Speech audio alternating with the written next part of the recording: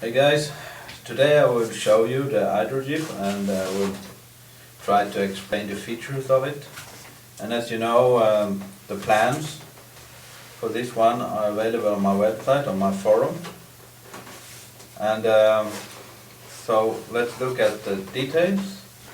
As you can see, the IdroJeep is a canard, twin engine, and it has elevons, but it also has elevator on the canard. The flight test shows that it flies also very good with elevator only on the canard and only aileron on the back, on the main wing. However, if you fly it in this configuration, it will not be able to perform such high alphas, and it cannot really get to a high angle of attack when you apply the power, because it flies more like a sailplane. With the combined elevator function on the canard but also on the main wing, you can also fly more high alpha with power applied. Actually really slow with this one, because the counter-rotating twin engine setup make it really stable.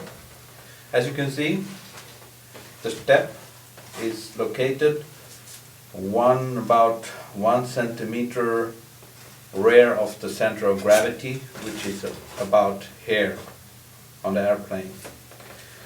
Due to the fact that the battery is mounted very low here on this tab, you can see right here, makes it very stable, because it flies almost like a parachute, because the center of gravity is quite far below the main part, the main wing here. And one issue with the IdroJeep was that it, in the beginning, it had problem with the jaw stability, because the shape of the fuselage has quite a lot of area front of the center of gravity. This was solved by adding those winglets together with quite big double fins in the back.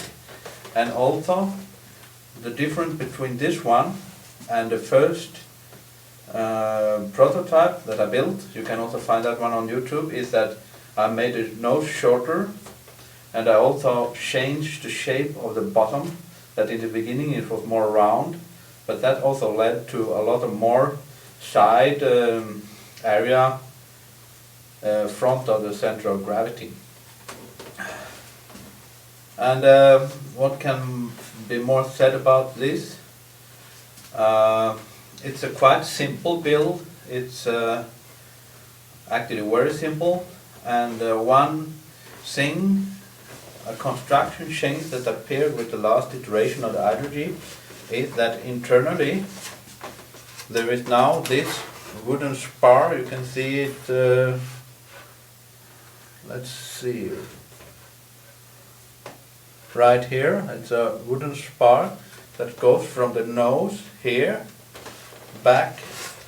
You can actually see it here, and it adds a lot of strength. And in particular, if you bounce into something, you can also see some videos where I run quite hard into some hard object. Nothing happens, because it can take this force will spread along this spar, and in that way the fuselage is able to take the impact without making any damage. It will be quite hard in the nose. So that was a very good design change for the last iteration. The main reason for that was that with the new S-shaped bottom, I needed that, because otherwise it would not be stable. In the first iteration of IdroJeep, I had a continuous curve like this that by itself became strong because of the physical properties of the shape. But now this shape is not so, it cannot maintain itself without additional support, and that's why, or the main reason why I introduced this main spar inside.